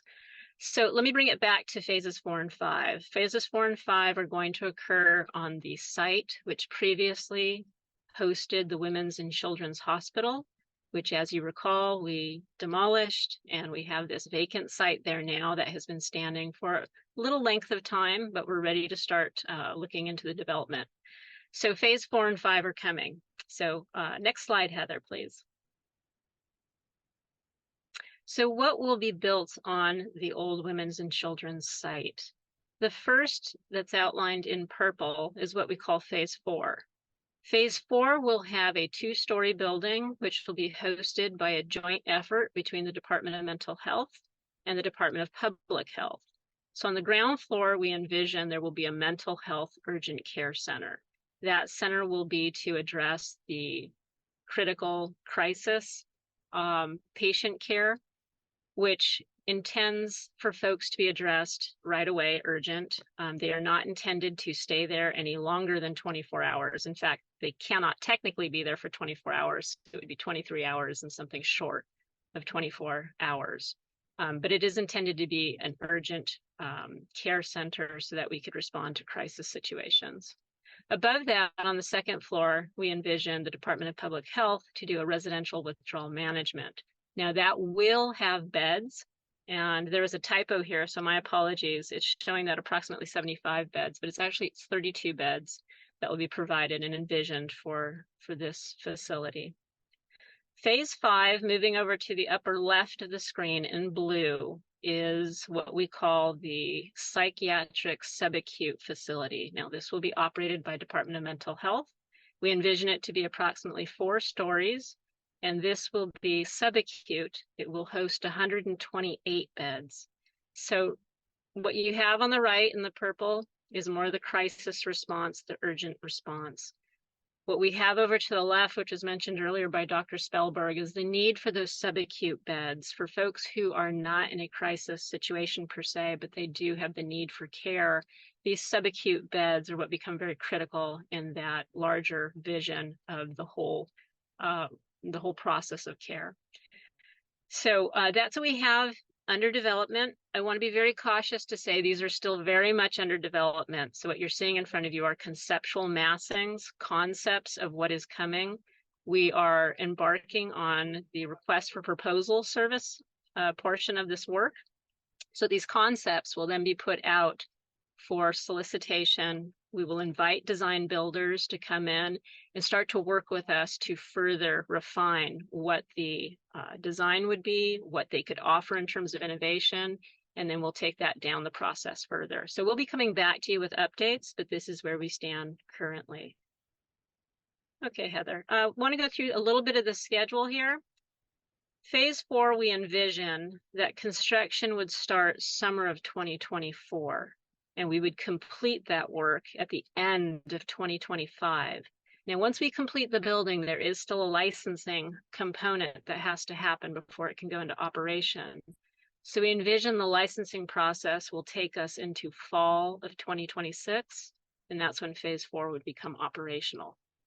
Phase 5, we envision the construction to start in January of 2025, so it's a little further out. And we expect to complete that at the end of 2026. Again, going through the licensing process, that will take us to winter of 2027 for that to be fully licensed and in operation. Okay, so it was a quick presentation today. We just want to give you a heads up on where we stand, but I am happy to answer any questions that may come to mind. Thank you so much, Alicia. It's exciting that the plans are starting to come into place for these this vacant property on the LA General Medical Campus. Do we have any questions for Alicia? It's Monica. I have a couple of Hey, things. Monica. Let's just remember that for that space, we did talk about having a monument or some sort of well, I think it's a monument or something, or some art piece for the sterilization, and maybe I don't know, like well, for the sterilizations, right? And then also would that space kind of match what's like the restorative care village that is there? Like, I'm talking about like visually, like with the arts and all that kind of stuff. Yeah, no, great questions, Monica. I'm so glad to hear from you again. So let's start with the first part in terms of the memorials that potentially could go here. Yes, to the sterilization, because there is the history of the Women's and Children's Hospital that previously occupied the space. So this will definitely have the civic arts component to it, very similar to the RCV process for phase 1. So we do envision that there will be a civic arts component. And thank you so much for bringing the topic relative to the activities that did occur with the Women's and Children's Hospital. I think that's going to be very important as we move forward into the civic arts component, so that we have those remembrances, those focus thoughts available to our civic arts folks to consider in their process. Also, if you recall, there is a time capsule that we retrieved from the Women's and Children's Hospital when we did take it down.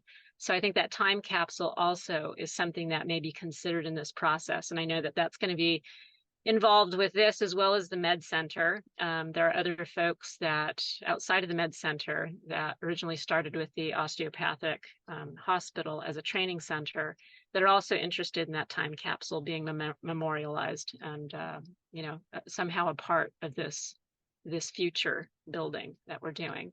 So thank you for that. And we will certainly bring that to the topic of the civic arts process. To your second point about, I'm sorry, Monica, can you please remind me, you had a second question in there. So the second part was like what it looked like, the RCB. Yeah. Yeah. Yeah, thank you for that. So part of what we do with the proposers, the design builders, when we ask them to come in, and like I said, what I showed on the screen is really conceptual. And we like to leave it fairly open and fluid so that we really can lean on them to be innovative, bring their big ideas.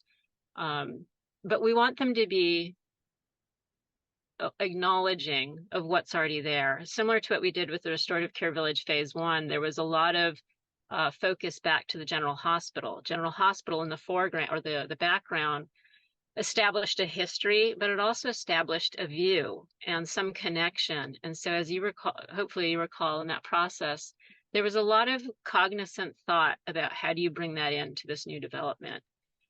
That is very similar to what we'll be asking in this upcoming phase 4 and 5. We want this to be functional, right? First of all, but we also want it to fit within the context of the larger campus. Whether that means there's an aesthetic that plays back to phase 1 or plays back to the general hospital, somehow we want that to be considered. So when we do go through this process, we are consciously looking for a design that takes that into account and places that as a focus of how are we making this new development appropriate for the campus. So yes, to your point, absolutely, there will be some component that we are looking for and we are asking for that does reflect on its appropriateness for the campus. Thank you, Alicia. Ari, would you like to ask your question? Yes, I'm surprised to see the dates coming up so quickly, summer 2024. So I'm wondering how all this will work with the project we just talked about across the street coming on, starting up soon. I'm not sure what the timing for that would be. So in terms of the coordination, I mean, this is something that we want to make sure that is looped in together in the bigger picture. So construction activity on site is something that we generally do manage. I mean, that's something that's just a pragmatic logistical issue. But Ari, I'm not sure if your concerns are also just about the larger vision of the timing of these facilities coming online. I'm actually primarily concerned about traffic and things like that, the impact on the community. And yeah, so I appreciate that. So going back to more of the logistics, it is something that we're going to have to manage. That corner at Mission and Zonal is very impacted with morning traffic, the rush hour time zones. So we know that whatever we're doing in that corner is going to have to be managed with the coordination of traffic. So it is something that we'll stay on top of in terms of how the timelines come together. We're hopeful that we will stay on track with this timeline. There's a lot of things that are depending on this timeline to pan out. But we will be in touch with the other teams to make sure that we're coordinating this and it's not something that we happenstancely come into. Try and be aware of the impact that we are collectively making. Thank you. Yolanda.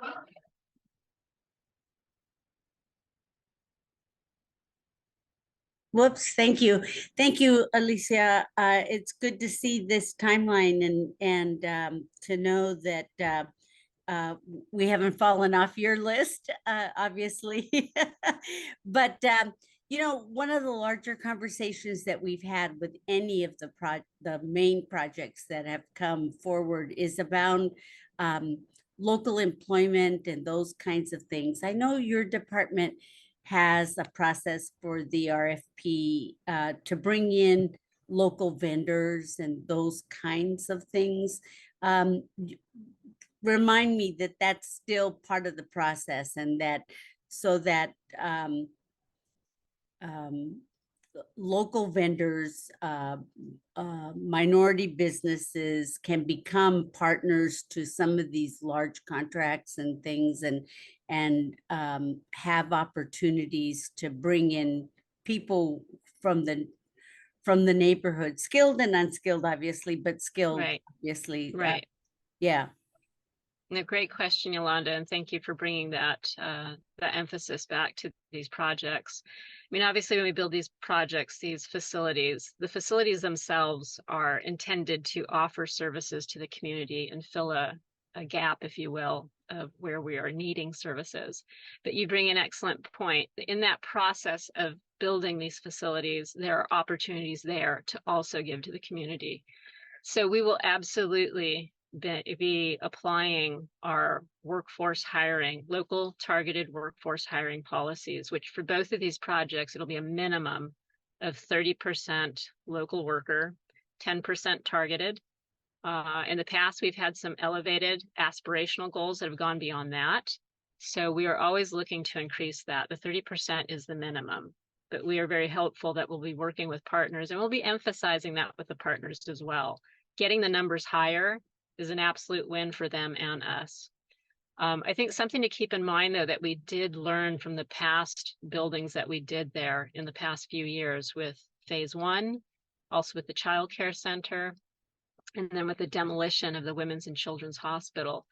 What was really informative for us through that process is that we found with the jobs and positions that did not require as advanced training, we were able to hit those numbers incredibly well. We hit the high 60s, 68% in local work, local labor when we did the Women's and Children's demolition. So it was fantastic to see those numbers so high.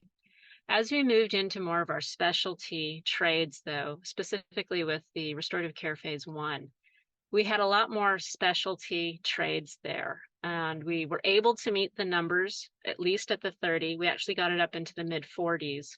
But we did recognize the trend that with the more skilled set of positions, that's where we really have to lean into our local workforce training and development centers to see if there's anything more we can do to get those numbers even higher.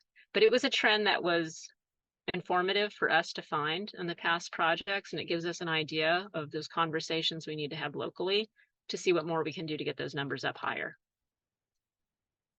Thank you, Alicia. We have additional comments and questions in the chat, but I do have to pivot to our final presentation of the day, Alicia. So maybe you could take a quick look at that and respond in the chat. Absolutely. To some of those. Thank you again for the presentation. So much course. exciting stuff happening on our campus, and we just always appreciate you coming to share with us. Now, I just want to appreciate very much our colleagues at the LA County Justice Care and Opportunities Department. They have stuck with us. I thought they were going to go on around 10 o'clock, so they've stuck with us well past that time. And I just want to be very appreciative of your flexibility with your time this morning. Obviously, as you can tell from our Health Innovation Community Partnership group, this is an engaged group that likes to ask a lot of questions. So things take more time than sometimes we anticipate. But with that, I'd like to welcome Katie, Christian, and Stephen who are joining us here today to share with us some information about the Care First Community Investment Fund opportunities. Thank you so much for joining us today. Thank you, Heather. Yes, hello everyone. My name is Stephen Salazar-Caesar. Very happy to be here. I'm a Justice Program Director at JCOD, which is the Justice Care and Opportunities Department, and I'm joined by Kathy and Christian, who will have introduced themselves. Hi, good morning. It's wonderful to be here. Thank you for allowing us to present on the JCOD, which is a new department, fairly new department within LA County. And so we're excited to share about some of the work that's happening within the community and collaborate in the future with the organizations within this task force. Hi, everyone. My name is Christian. I'm an analyst with JCOD as well. Excited to be here with you guys and share the opportunities that we have available. And I hope that you guys will share them with your networks and help us get the word out. Cool.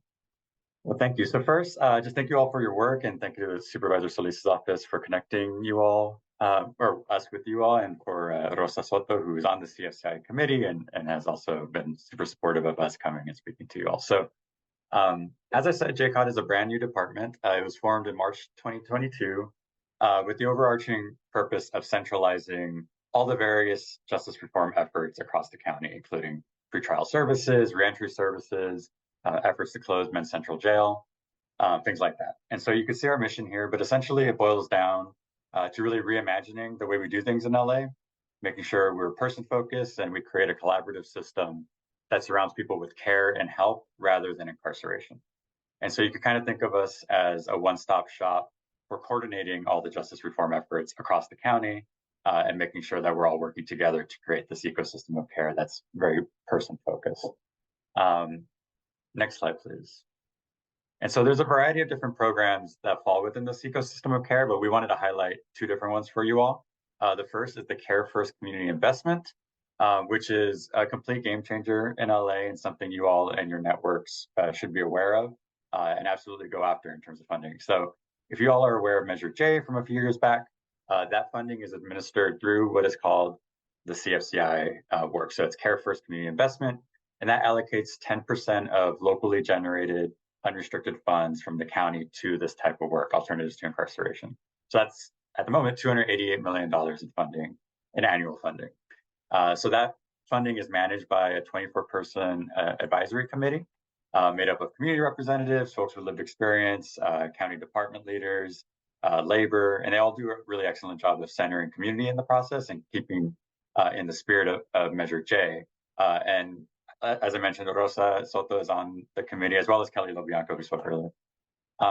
And so they go through a community budgeting process, soliciting public opinion on how the CFCI fund should be spent. That spending plan is then presented to CEO, which goes to the board for approval, and then JCOG serves as the administrator of those funds. And so on the county level, at the department level, funding goes through housing, rancher services, substance use treatments, that sort of thing. And through our CFCI care grants, a large portion of these funds goes directly to small grassroots CBOs that we know have been doing this work for decades, often on their own dime, and are kind of effectively locked out of funding streams at the county level because of how high the barrier of entry is to access those funds. And so, you know, what's special about these grants is they're designed to prioritize those organizations, ones that haven't gotten funding from the county before.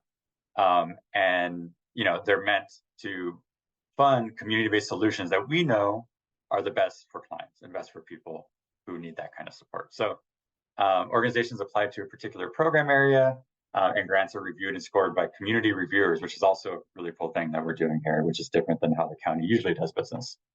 And the county, as well as the Amity Foundation, who administers the grants, don't have a hand in selection. It's a community-based process. And so next slide, please. So in our first batch of CFCI care grants, we had 649 applications, which is a massive response. And $55 million were awarded to 118 CBOs. And that funding is over 3 years. And so there's a wide variety of programs. There's a youth mentorship program in Inglewood, a housing program in Palmdale for young women who have aged out of the foster care system.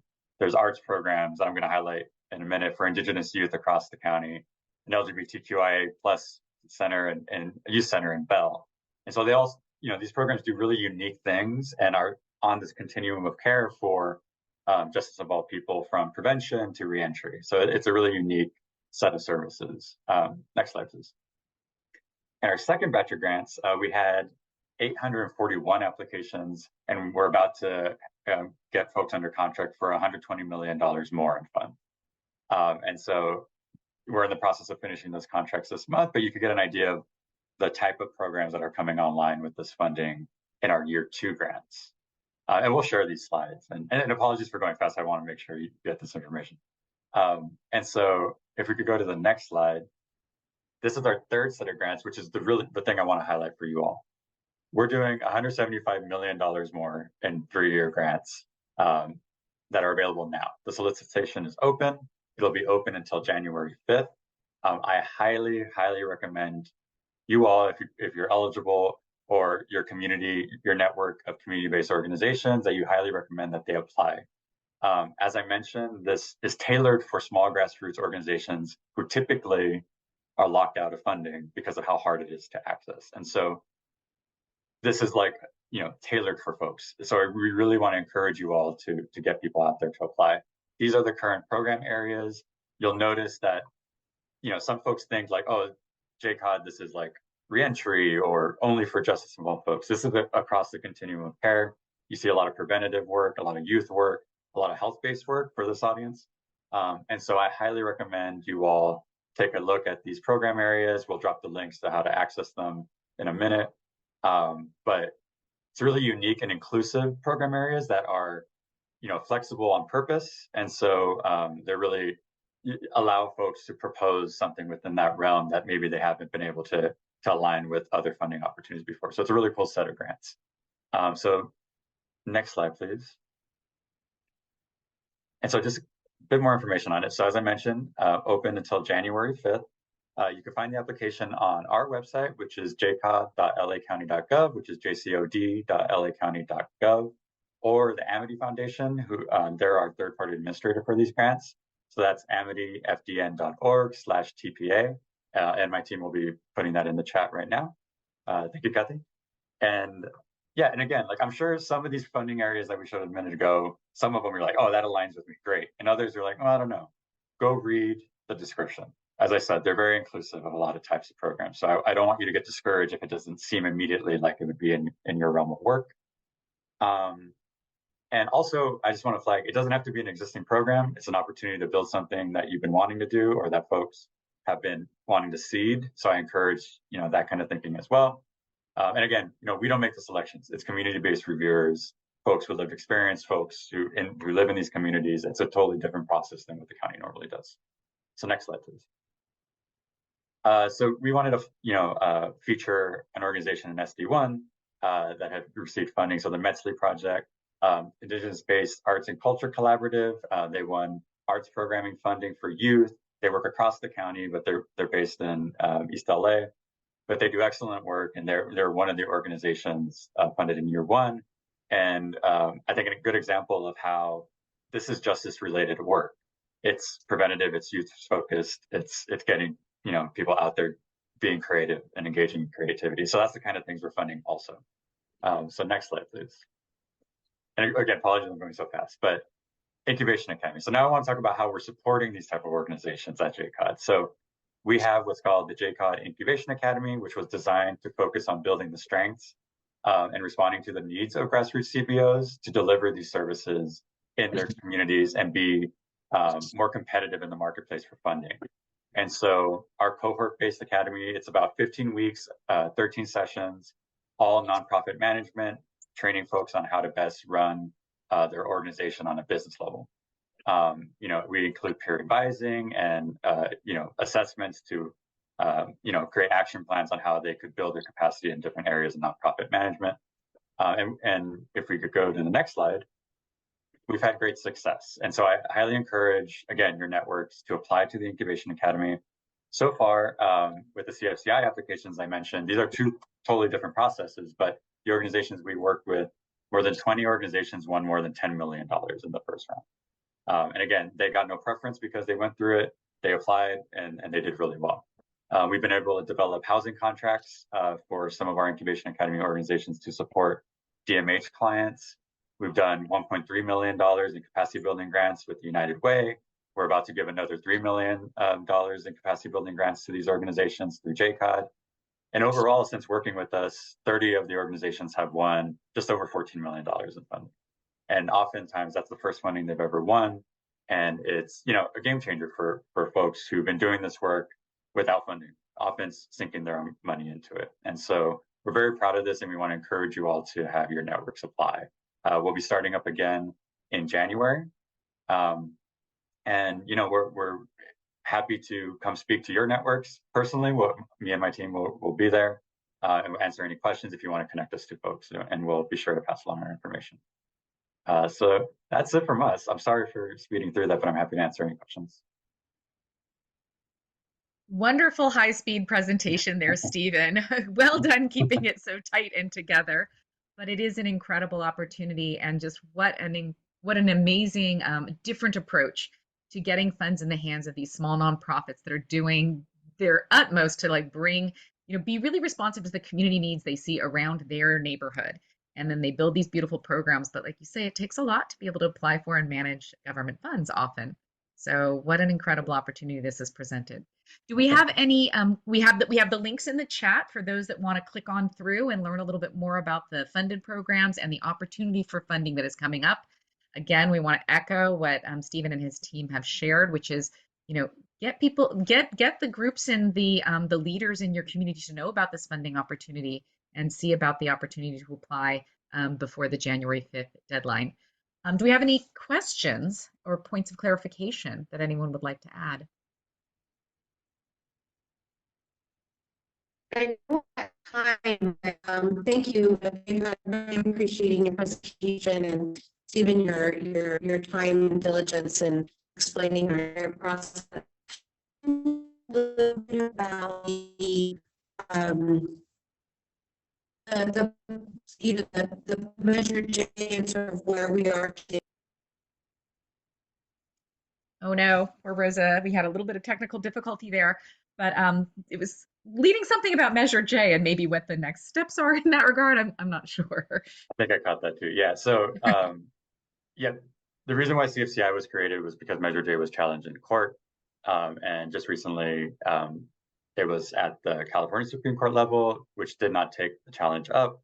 And so now the county will assess how to, because it was a ballot measure, it will no longer be a board directive. It will be a part of the county charter. And so I don't have the details on how that will be rolled out, but I'm happy to come back to this body if there's interest in learning more about that. But you know, the board of supervisors and county council and folks will be working through that. But yes, it was the challenge was not taken up by the Supreme Court, so now I believe it'll enter into community or county charter. Excellent. Thank you for that additional explanation. So Sure. At this point, we do anticipate that this funding stream will continue indefinitely from this moment forward. Is that the theory? Correct. And even without the legality issues, the board of supervisors had made it a point to continue it on their own, which of course would be vulnerable to a change in the board makeup, right? But yeah, so because it was found to be constitutional, it is now here to stay, as I understand. Yeah. Fantastic. Thank you so much. So, Well, sorry, I have a quick question, if I may. Sure. Stephen, you know, it's countywide. The county is huge. There's need everywhere. Is there any geographic focus, community focus, profile? You know, are we doing, you know, and over that overall, what about LGBT focus? Is there anything around that? Yeah, and so geographically, there is preference given to organizations who serve folks in the highest need areas of the Justice Equity Needs Index, the JENI Index, which is a way the county sort of outlines the highest need areas across, across the whole span of the county. And so we could share that with you on the application. It allows folks to look at the map and make sure, their zip codes and show that they are operating within those high need areas. And so there is no area of focus other than there's preference given for those areas that are of highest need. But the funding, the grantees are spanned, all across the county and all across the different districts. And so there's no particular focus other than a preference given for the highest need areas. In terms of LGBT services, several of the program areas are focused on that across the 3 years. And, there's a preference for diverse leadership and that sort of thing. And so that's a part of the selection process. But the program areas themselves often call out those populations. Of extra interest, I just wanted to add that there was a center that was launched this summer, Misela in Bell, by the Latino Equity Alliance, correct? Yes, Stephen. So that's a center that came. Yeah, yes, and so that is a center that came. They were recipients of the funds, and so the center was launched in Bell, and so based on these funds, so we work really close with Eddie Martinez, who is their executive director. So.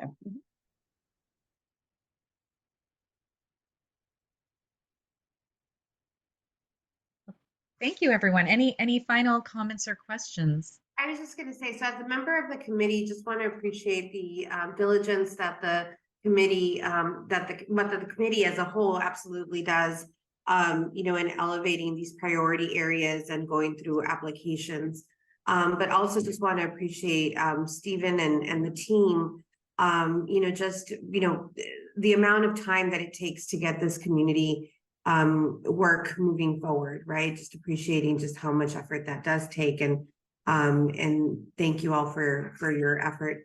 Lastly, in working with the SD1 leadership in the justice area, we wanted to make sure that this presentation was brought on now because we are getting near the holidays, and the fact that there is so much community need in SD1, right? That aligns with the priority areas here. Just a real encouragement to partners in SD1 to look at these funding sources and to be able to apply for these opportunities. So if there's anything that I can do to help, if there's anything Stephen and the team can do to help, I think that Academy is wonderful. Too bad I think the next round is in January, you said, Stephen. But there are other ways that I think we can, point to support in terms of successful applications and process. So please keep this in mind as you look at funding opportunities in the next month or so. Thank you, Rosa. All right. I think that's all right. And I know we're late, Heather, so back to you. Yeah, I think we're at the end of our time together today, but thanking again all of our presenters and our Justice Care and Opportunities Department for sharing some of your exciting work, and also just welcome to the table. It's lovely to have this new intentional focus at the county level on this very, very important area. We can see through our conversations today this notion of the continuum of care of where we meet our most vulnerable residents, and the more we can get upstream and do prevention through the conversations we're having here today, what Carrie shared as well, that's what will really help change the outcomes for so many people in our community. So thanking everyone for your time and attention today. We're very excited to have spent this morning together. We look forward to seeing you at our next HICP meeting, which will be Friday, December 1st. And between now and then, we wish you and your loved ones a happy Thanksgiving and celebrations through this start of the holiday season. And with that, thank you everyone for joining us, and we'll see you in December.